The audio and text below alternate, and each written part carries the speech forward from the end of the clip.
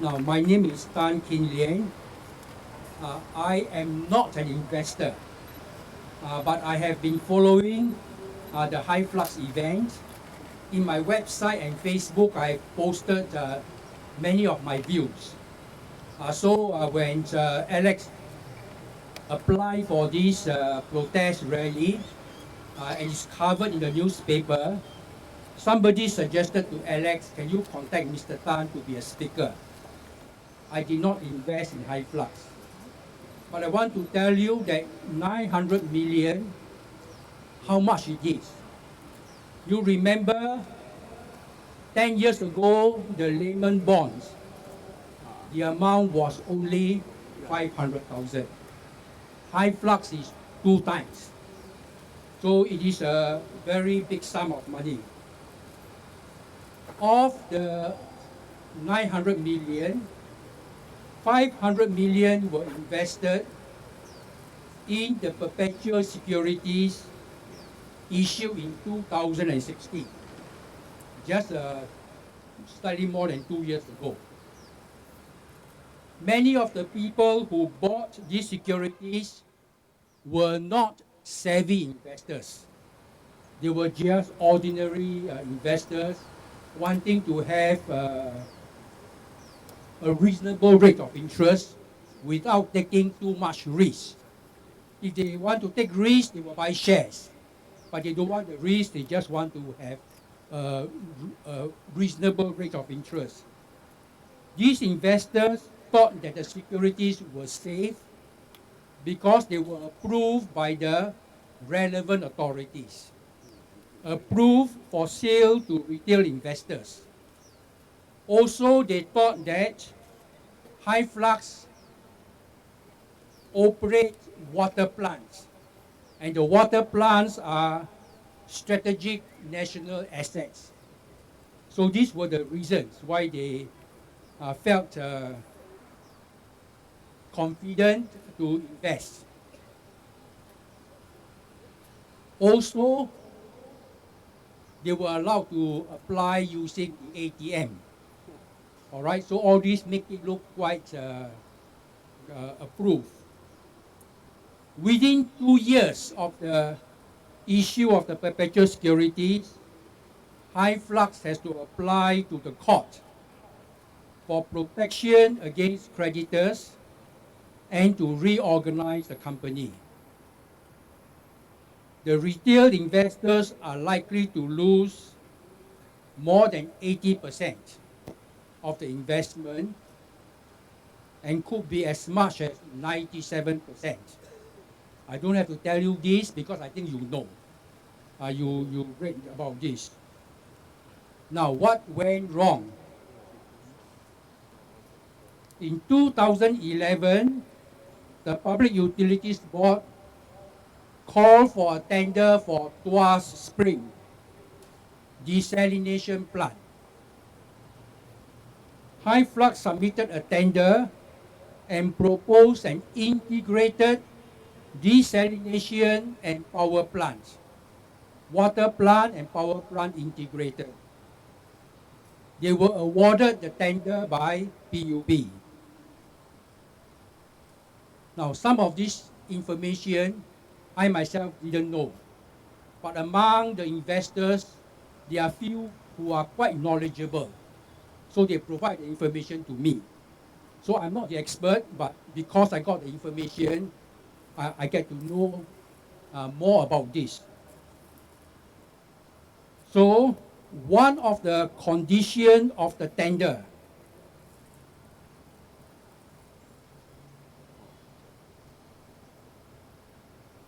PUB asked the tenderer to quote a price for the water, and the concession is 25 years. Please quote a price and don't adjust the price because of cost of electricity. So this is one of the conditions. You quote a price, cannot adjust because of cost of power, electricity. Now, why did PUB ask the operator to fix the price of power in this manner? no adjustment for cost of electricity. We all know that desalinated water needs a lot of electricity. And how can we know what is the price of electricity 25 years down the road? So because of this condition, Hyflux, I think, decided to build a power plant so that they can control the cost of electricity through the power plant.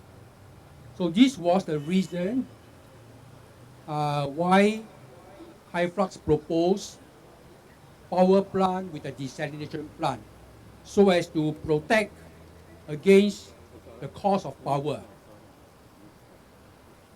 Now, besides providing power for the desalination plant, Hyflux decided to build a bigger power plant that can supply electricity to the national grid. They signed a contract, and this is a contract for many years, I don't know how long, to buy LNG gas for the power plant. And the price is probably at the price at that time. So they want to lock up the power supply for a few years at a fixed price. Now, under this LNG contract, Hyflux must take a specified quantity of gas, LNG gas, every month. And if you don't take, you pay a big penalty. Now, at that time, the wholesale price of electricity, and this is the price that Hyflux get when they supply electricity to the national grid. At that time, the wholesale price was quite at a level that was profitable for Hyflux. The wholesale price was okay at that time. So this was in 2011. And Hyflux got a tender, and they built the water plant and the power plant. There were subsequent events that turned out to be a disaster for Hyflux. Remember, the tender was 2011, awarded. Between 2012 to 2014, the Energy Market Authority gave vesting contracts. This is the term they use, vesting contracts, to several new power generating companies to build additional capacity amounting to 3,000 megawatts. So in 3 years, 3,000 megawatt additional capacity. At that time, demand for electricity was 7,000 megawatt, but the existing power generating company already produced more than 7,000. So when you add on another 3,000, what happened? The capacity become 2 times of the demand. And because the capacity is 2 times of the demand, the wholesale price of electricity dropped. How much did it drop?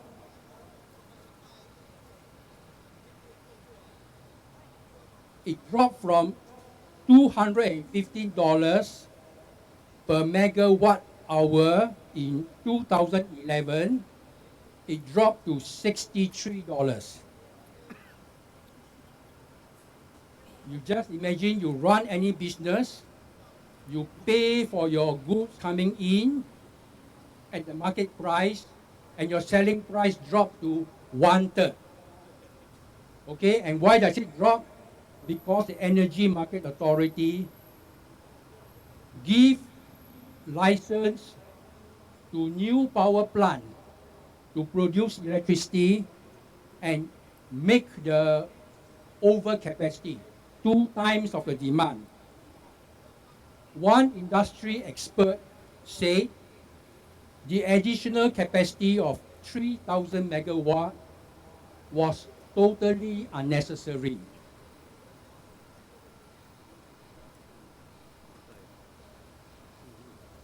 Now, the additional capacity was outside the control of Hyflux or of the existing power generator. They got no way to stop it. It is the decision of the Energy Market Authority to give new license for the power generator. Now, those new power generator between 2012 to 2014, they got vesting contract. What does that mean? It means that the EMA tell them, you have to produce this quantity of electricity, and I give you this price, a certain price according to a formula. And you must produce this into the national grid. So the new generator first were given a price higher than, based on a formula. And they are required to produce a certain quantity into the national grid. The price that the new generator get, based on the formula, my friend calculated 2 times of the Hyflux price. They were able to get about $160. No, $130. Hyflux got 63. Okay, so the new generators guaranteed a certain price, which was quite okay. But because of the oversupply, the market price dropped to $63. So this is the reason why Hyflux got into so much trouble. Now, I read the EMA website. They make very clear. If you want to generate power, it is a commercial decision. You decide. But I want to say this. The new generating company, when they apply for the license, they can decide commercial viable or not. But existing companies already built the plant, already producing the power.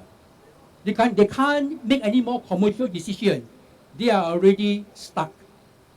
So when the EMA says it's a commercial decision, yes, it is a commercial decision for new operators, but the impact on existing operators is beyond their control. So Hyflux suffer very big loss. The other companies also suffer loss because the wholesale electricity price dropped to so low.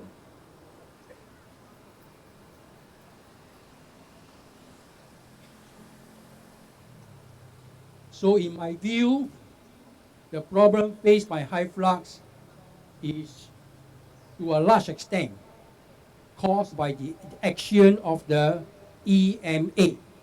And the EMA is the government. Because they increased the capacity by so much, the price dropped by so much, there's nothing Hyflux can do, there's nothing the existing operator can do, but they are already stuck to, in the case of Hyflux, they already bought their LNG gas at a high price. They can't stop the contract because the contract says you don't take, you pay.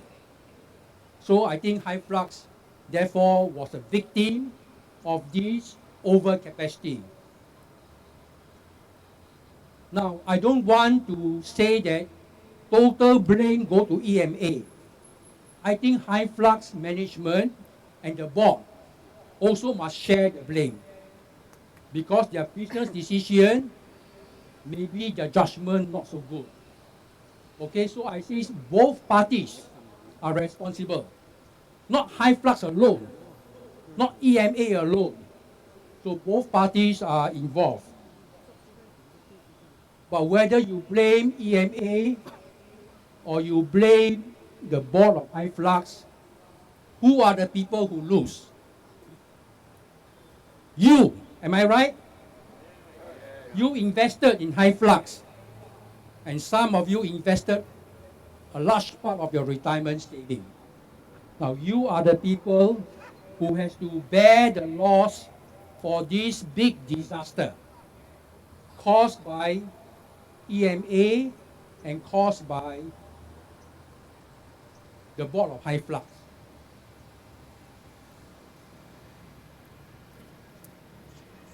So EMA should not have allowed the capacity to be increased by so much out of control.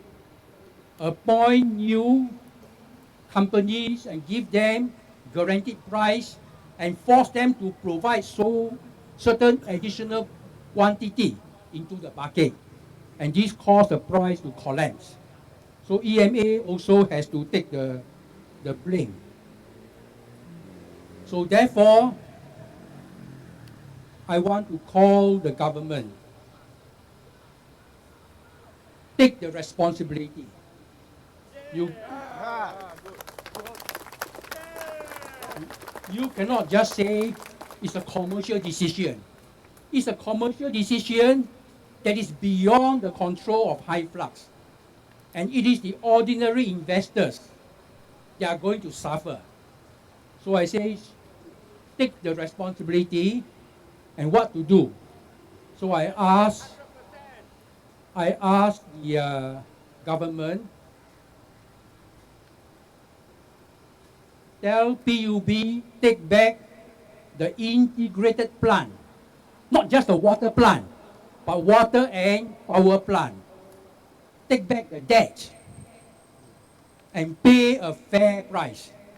Not zero, but pay a fair price. Of course, you can't get all your money back because Hyflux also must bear some responsibility.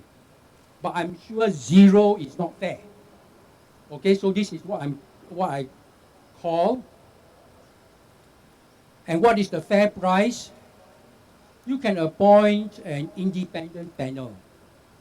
You can appoint the court. But the principle must be the loss must be shared fairly. Cannot just say commercial decision, the shareholders of Hyflux, the investors of Hyflux will lose all. So it has to be fair. So I want to end this talk to call on the Prime Minister to instruct PUB to pay to Hyflux for the Tuaspring integrated plant a fair price. Do you agree? Yes. Hey, Frank, PM Lee is in Istana, quite far away. He can't hear you. Do you agree? Yes. I think he still can't hear you. Do you agree? Yes. Okay, now, thank you.